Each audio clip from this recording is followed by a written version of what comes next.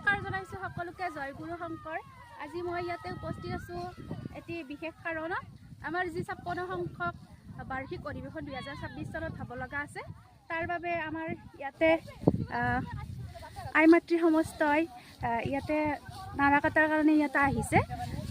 যিহেতু অধিৱেশনৰ বাবে শিবিৰৰ প্ৰয়োজন হ'ব, তাৰ বাবে তেওঁলোকে আজি গোটেই মহিলাখিনিয়ে আহি ইয়াতে নাৰা কটাত ব্যস্ত হৈ আছে। সকলোৰে একদম উখল মাখল পৰিৱেশ, বহুত ফূৰ্তি তেওঁলোকৰ। তাকে আপোনালোককো দেখাই দিওঁ বুলি ভাবিছোঁ। বলক। সাধাৰণ আই মাতৃ সমস্ত আজি আমাৰ জিলাৰ অধিৱেশনৰ কাৰণে আমাৰ আই মাতৃসকলে নৰা কাটিছে। হয়, তাৰ বাবে জিলাৰ অধিৱেশনলৈ আপোনালোক যত যিমান আছে মানে মাঘৰ 10-11 অসমীয়া, ইংৰাজী 24-25 আপোনালোকে আহিব নে? কৃষ্ণ কৃষ্ণ কৃষ্ণ। আৰু অধিৱেশনভাগি ক'ত অনুষ্ঠিত হ'ব কোৱাই হোৱা নাই। অধিৱেশনভাগি অনুষ্ঠিত হ'ব দৰং জিলাৰ শ্ৰীমন্ত শংকৰদেৱ সংঘৰ শংকৰ মাধৱ আঞ্চলিক শাখাৰ শ্ৰী খৰ্গেশ্বৰ ৰাজবংশী সমন্বয় ক্ষেত্ৰ বৰনদী চাৰত। গতিকে আপোনালোকে সকলোৱে আহি আমাক পদধূলি দি কৃতাৰ্থ কৰিব বুলি আশা ৰাখিলোঁ। আমি নাৰা কাটাত ব্যস্ত হৈ আছোঁ। কিহৰ কাৰণে?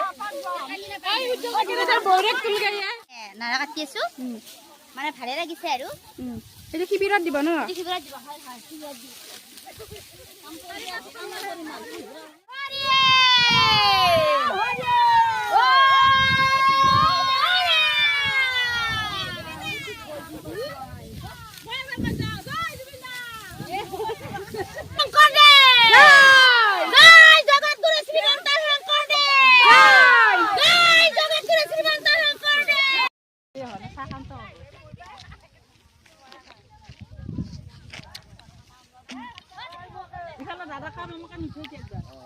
বৈষ্ণৱৰ আগমন হ'ব বুলি আমি আশা ৰাখিছোঁ।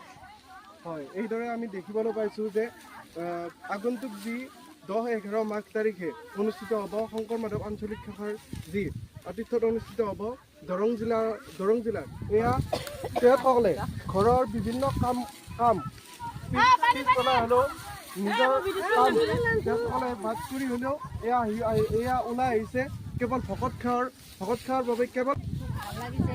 আমি আমাৰ আঞ্চলিকৰ গোটেই আইসকল লগ লাগি আমি নৰা কটাত আইসকলে ব্যস্ত হৈ আছে। আৰু 2026-ত